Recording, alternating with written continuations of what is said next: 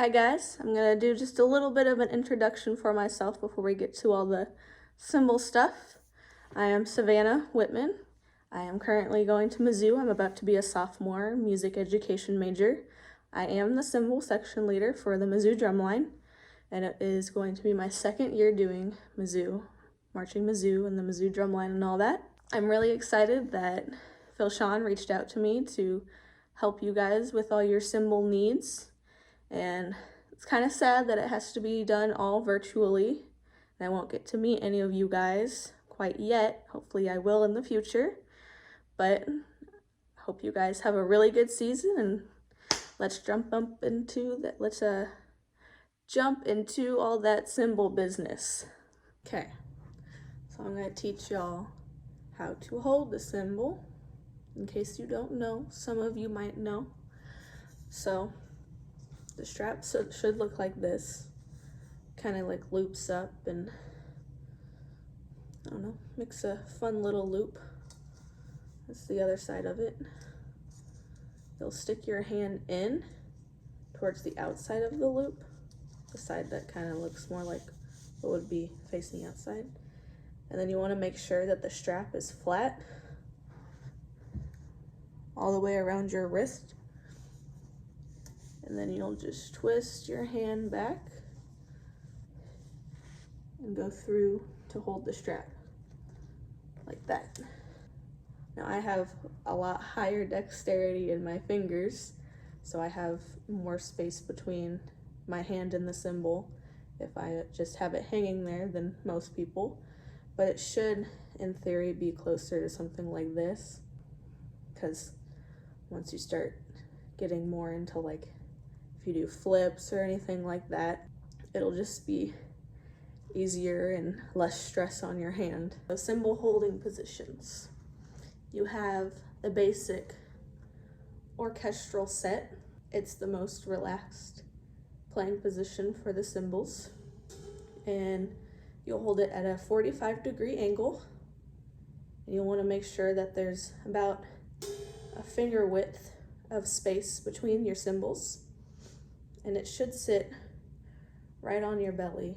Well, don't sit it on your belly, but it should be about belly button level.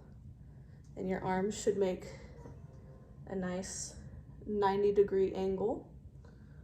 And your elbows should be off of your body. So you don't want it like this, because then you'll rely too much on your body strength and that'll start to hurt your back a little more. You don't want it out like this, because then it just looks really weird. The other playing position that you can use is the vertical. You're basically just transferring the orchestral set up to right here, about eye level.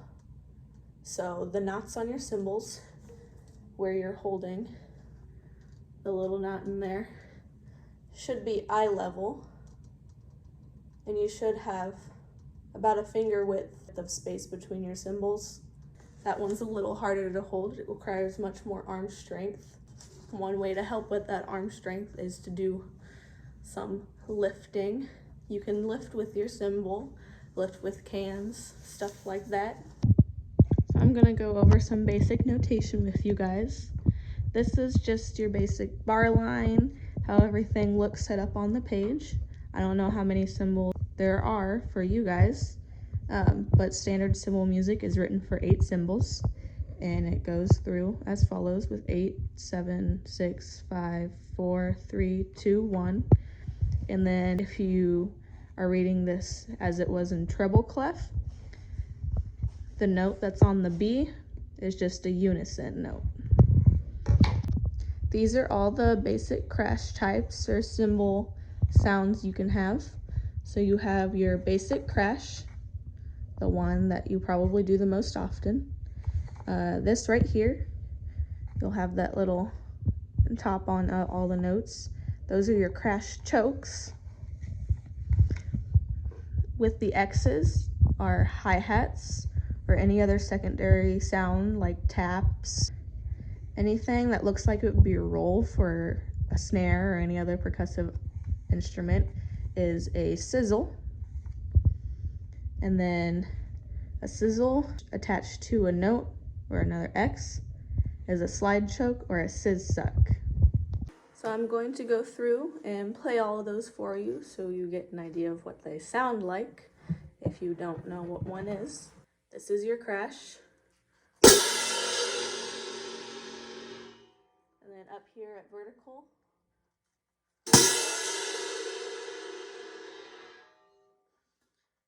And then your crash chokes. And then up at vertical. And with the chokes, you want to go into the fleshy part of your armpit.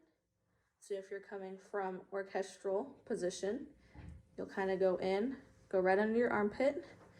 So you have 3 muting spots, which are armpit and this part of your forearm, and then also your hip. And then coming from vertical, you just kind of go down to right here in your arm. Ready? Hi-hats. So you'll have it in orchestral. But this time you'll go right up against your body and the cymbals will be pressed together. And it will sound just like a hi-hat for a drum set. One of those. Like I mentioned before, that X can also stand for a tap. So you can do those right here in front of your body with the right cymbal going over the left. And then muted as well. Or up here at vertical, kind of at an A. I'm going to do it just a little bit lower so it's in flat frame. Like that. Then you have the sizzles, which look like those rolls. So you'll have it at orchestral again, and just kind of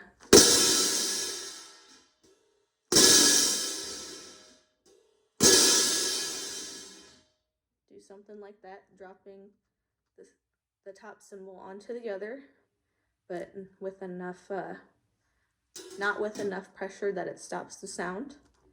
And then to stop the sound, you'll just kind of close it, put more pressure on it, and put your fingers on the cymbal. So for a sizzle, you want your fingers to go off the cymbal. Like that. And then slide chokes or sizz sucks. You're at orchestral. And then you move the right cymbal or the top cymbal forward and back. You'll get that sucking sound when the cymbals come back together. Like that. And you'll want to keep your fingers off the cymbals for this until you make it back to, until it has that sucking sound. So, like that. I'm going to go over some basic hand stretches and other cymbal tips for you guys that you'll need to know. So with these hand stretches, do about 15 to 30 seconds in each position. So the first one, you'll just kind of stretch your hand back like that, and make sure you're grabbing your thumb. You'll stretch it like that, and then you'll go underneath this way. Be a little more gentle with this one because you could easily just break that or tear that muscle right there. You'll stretch like that. And then same on the other hand, like that. And then thumb stretches, because you're using this part of your thumb a lot when you're holding the cymbal. So you'll stretch back like that. And then you'll stretch underneath and pulling your thumb as close to your wrist as you can without breaking or tearing anything. And you'll do the same for the other hand.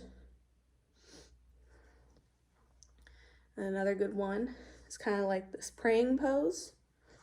You can do it up like this. And you want to make sure that your hands don't start splitting apart at the end. You want to keep your palms together as much as you can. Or you can do it like this.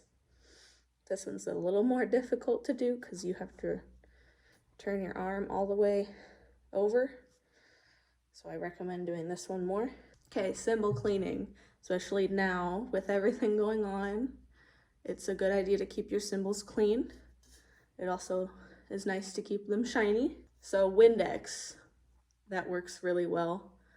It gets your cymbal a little shinier than it was before. There's also specific cymbal polish that you'll just kind of squirt around your cymbal and rub in with one towel in circular motions around your cymbal. That one's a little bit longer, and if you lay your cymbal on yourself, then you can turn your body green. And yeah, I've had that happen to me before. And then you'll just wipe it off with another towel. And then what I do is I just do a little round of Windex after that. And you'll do the outside of the cymbal as well as the inside of the cymbal. And getting underneath the cymbal pad is also a good idea as well. And like right up against the knot. And the less that you're touching like the cymbal with your fingers, the better, especially around the edges, because that can cause green marks to start to form. Alrighty, I'm gonna show you guys how to do some flips. So you have your basic up flip. You'll start in the set position, and then you'll just kind of rotate your wrist until you're up. And what that looks like without a cymbal is just kind of one of those. And then I'll do it once more with a cymbal. Go in and up like that, and then faster. And then if you practice it enough, you should be able to get it pretty quick like that. It looks really cool. And then you have your flip down, which is out and in. So out, in, out, down. And what that looks like without a cymbal is just kind of like out, and then you kind of let the cymbal fall. So like that. Yeah, it looks pretty cool. And then there's one more that we do at Mizzou. I don't know how much you guys might do this, but we do this one at the end of our cadences. And it's called the butterfly flip. So once we finish our cadences, we end at orchestral, and then we have that crash. Then we just kind of flip out and down. So it's like a whole big out motion and then down. It kind of looks like a butterfly, and that's how it gets its name. And then a little faster, it's like that. That one looks really cool.